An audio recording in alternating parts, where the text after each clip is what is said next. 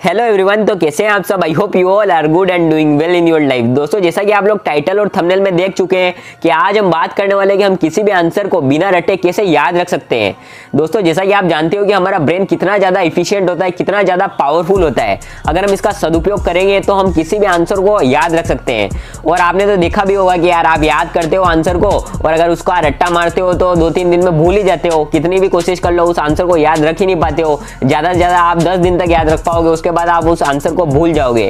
तो आज की इस वीडियो में हम जानने वाले हैं कि हम कैसे किसी भी आंसर को लंबे टाइम तक याद रख सकते हैं। हम अपने ब्रेन की जो पावर है, जो ब्रेन की कैपेबिलिटीज है, उनका सदुपयोग करके हम अपने किसी भी आंसर को याद कैसे रख सकते हैं। और एजुकेशन में ये चीज़ तो बहुत ज़्यादा इंपॉर्टेंट हो जाती है क्योंकि हमें कई सारे फैक्ट्स याद करने रहते हैं, बहुत सारे बड़े बड़े आंसर याद करने रहते हैं। सोशल साइंस सब्जेक्ट में बहुत लंबे लंबे आंसर्स होते हैं, तो उनको कैसे याद रख सकते हैं उसी के ऊपर हम बात करने वाले हैं। देखो दोस्तों, हमारा ब्रेन बहुत ज़्यादा पावरफुल होता है। अगर आप इसका सदुपयोग करोगे तो आप किसी भी चीज को याद रख पाओगे। आप लोगों ने तो कई सारे आर्टिकल्स भी पढ़े होंगे कि लोग पूरी की पूरी डिक्शनरी याद कर लेते हैं, तो फिर आप ये 4-5 बुक नहीं याद कर पाओगे, कितनी छोटी छोटी है।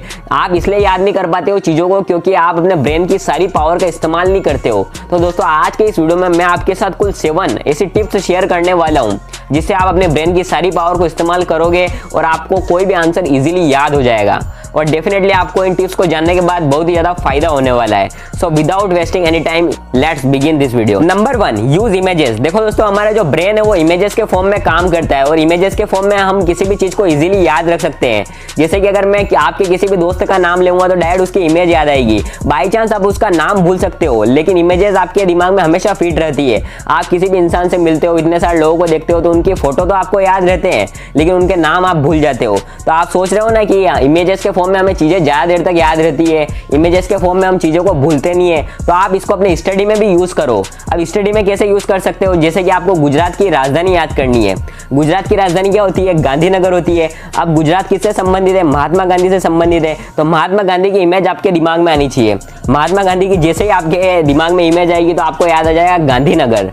ठीक है ना। तो आप इमेजेस के फॉर्म में किसी भी चीज को याद रखने की कोशिश करो क्योंकि हमारा ब्रेन जो है वो इमेजेस के फॉर्म में ही ज्यादा काम करता है। और हमारे ब्रेन में न्यूरॉन होते हैं, वो न्यूरॉन कब ज्यादा तेजी से काम करते हैं? जब इमेजेस उसमें प्रोसेस होती है। तो आप याद रखोगे, अगर किसी भी चीज को आप याद करने की कोशिश कर रहे हो तो रिलेट करो उसे किसी ना किसी इमेज से, ताकि वो आप जल्दी याद कर पाओ और आप भूलो भी नहीं। Number 2, study in different location. देखो दोस्तों, अगर आप एक ही जगह बैठकर पढ़ाई करते हो तो फिर आप चीजों को याद नहीं रख पाओगे क्योंकि यार देखो, आपको मटर पनीर की सब्जी खाना पसंद है और आप कितने दिन खा लोगे? ज्यादा से ज्यादा 10 दिन 15 दिन, बाद में तो आप बोरिंग ही फील होगा ना। तो इसीलिए आप डिफरेंट लोकेशन का इस्तेमाल करो। अगर एक ही जगह पर बैठकर आप चीजों को याद करोगे तो आपको भी थोड़ा बोरिंग लगेगा। इसीलिए डिफरेंट लोकेशन का इस्तेमाल करो। बार बार एक ही जगह पर बैठकर याद करने की कोशिश मत करो। कभी धूप में जाकर बैठ जाओ तो कभी अपने घर में आकर याद करने की कोशिश करो। मतलब कि अपना स्थान बदलते रहो, एक ही जगह बैठकर याद नहीं करना है। इससे क्या होगा, दिमाग पर भी लोड पड़ेगा और आपका माइंड भी फ्रेश रहेगा। अगर आप डिफरेंट लोकेशन का यूज करोगे तो आपका माइंड फ्रेश रहेगा और चीजों को ज्यादा देर तक कैप्चर कर पाएगा। ठीक है ना। Number 3, use association method. Association का मतलब होता है किसी भी चीज को दूसरी चीज से जोड़ना। देखो दोस्तों, अगर आप जैसे 14 सितंबर यानी हिंदी दिवस कब मनाया जाता है ये याद रखना चाहते हो और इसके रिलेटेड आपके माइंड में अगर कोई दूसरी इंफॉर्मेशन फीडेड है, जैसे कि आपको 8 सितंबर मालूम है कि 8 सितंबर को दिन अंतर्राष्ट्रीय साक्षरता दिवस मनाया जाता है, तो आप 14 सितंबर को इजीली याद रख सकते हो। कैसे? 8 सितंबर में 6 जोड़ेंगे तो 14 सितंबर आ जाएगा। तो ऐसे आप किसी भी चीज को अपनी दूसरी चीज से रिलेट करें जो आपको पहले से याद है, तो वो चीज आपको जल्दी याद हो जाएगी। आप इसको स्टडी में भी इस्तेमाल कर सकते हो। जैसे कि अगर आपको कोई पहले से इन्फॉर्मेशन पता है तो आपने उस इन्फॉर्मेशन को दूसरी इन्फॉर्मेशन से लिंक कर दिया तो वो चीज आपको क्या हुआ कि जल्दी याद हो जाएगी। ठीक है ना। Number 4, repeat method. देखो दोस्तों, आप कोई भी चीज पढ़ते हो और अगर आप उसका रिवीजन नहीं करोगे तो डेफिनेटली आप उस चीज को भूलने वाले हो। तो आप जो भी मटेरियल पढ़ते हो उसका टाइम पर रिवीजन करो। आप लोगों ने सुना होगा कि read 1 book multiple times rather than reading 10 books 1 time. कहने का मतलब है कि आप एक पुस्तक को बार बार पढ़ो, यानी कि ऐसा नहीं करना है कि 10 किताबें आपने एक बार पढ़ ली। उससे अच्छा तरीका ये रहेगा कि आप एक ही किताब को 10 बार पढ़ लो। ठीक है ना। अगर आपने डिफरेंट बुक से पढ़ा है, डिफरेंट मटेरियल यूज किया है, तो फिर आपके एग्जाम में वो टाइम पर क्या है ना कि इन्फॉर्मेशन बाहर भी नहीं आ पाएगी, आपके दिमाग में बहुत सारी बातें आएगी। लेकिन अगर आपने एक ही सोर्स से बार बार पढ़ा है तो वो चीज़ें आपके दिमाग में जल्दी आ जाएगी। इसीलिए रिपीट मेथड यानी कि बार बार चीज़ों का रिवीजन करना बहुत ही ज़्यादा जरूरी होता है। बिना रिवीजन के आप एग्जाम में कुछ भी नहीं उखाड़ पाओगे। ठीक है ना। तो रिवीजन का तो आप खास ख्याल रखो ही कि मेरे को 5 से 6 बार रिवीजन करना है किसी भी चीज़ का, ठीक है ना। Number 5, use affirmation. देखो दोस्तों, अफर्मेशन टेक्निक टेक्निक का नाम तो आपने सुना ही होगा। अफर्मेशन का मतलब है कि मान लेना, कोई भी सेंटेंस आप अपने अंदर मान लेते हो। जैसे मान लेते हो कि यहाँ पर भूत रहता है, तो भूत रहता है, रात को डाइनिंग टेबल के नीचे आप मान रहे हो कि यहाँ पे भूत है, भूत है। कितने दिन तक मान लिया तो फिर आपको लगने भी लगेगा रियली यहाँ पर भूत है।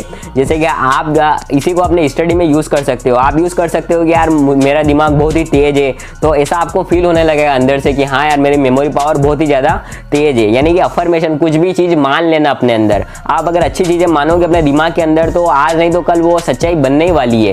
कि ये टेक्निक जो है ना साइंटिफिकली प्रूवन भी है। आप सोच रहे होंगे कि ये क्या मेरे को पागल बनाने की बातें कर रहा है, लेकिन ये सच है। आप लोगों ने कई बार संदीप माहेश्वर सर के वीडियोस भी देखे होंगे, वो भी बोलते हैं कि अफर्मेशन टेक्निक बहुत ज़्यादा काम करती है, ठीक है ना। Number 6, break a paragraph into points. देखो दोस्तों, ये बात भी मैंने आपको कई बार बताई है कि अगर आप किसी भी पैराग्राफ को पॉइंट्स में तोड़कर याद रखते हो, तो वो चीज़ें आपके दिमाग में ज़्यादा देर तक याद रहती है। जैसे कि आप सोशल साइंस का कोई क्वेश्चन याद रखना चाहते हो, तो सोशल साइंस के आंसर तो बहुत ज़्यादा बड़े बड़े होते हैं, उनके क्वेश्चंस भी बहुत ज़्यादा लेंदी होते हैं। मतलब कि एक क्वेश्चन में 2-3-4 चीज़ें पूछ लेता है सोशल साइंस में। तो आप कैसे याद रख सकते हो बड़े बड़े आंसर्स को? उनको पॉइंट्स में तोड़ो, पॉइंट्स में याद रखोगे तो चीज़ें आपको लंबे टाइम तक याद रहेगी, ठीक है ना। Number 7, use flow charts and diagrams. देखो दोस्तों, आप डायग्राम्स बनाओ, फ्लो चार्ट्स बनाओ, तो वो चीज़ें भी आपको जल्दी याद हो जाएगी। आपने देखा भी होगा कि डायग्राम, मैंने वही बात आपको बताई थी ना कि इमेजेस हमको जल्दी याद रहती है, तो वही इसका पॉइंट है, ठीक है ना। तो आप डायग्राम्स बनाकर चीज़ों को याद रखो, फ्लो चार्ट बनाओ, तो वो ज़्यादा आपके लिए बेनिफिशियल होगा। आपका माइंड ज़्यादा देर तक उन चीज़ों को कैप्चर कर पाएगा। तो यही थी सारी बातें। मिलते हैं अगले वीडियो में। Bye bye.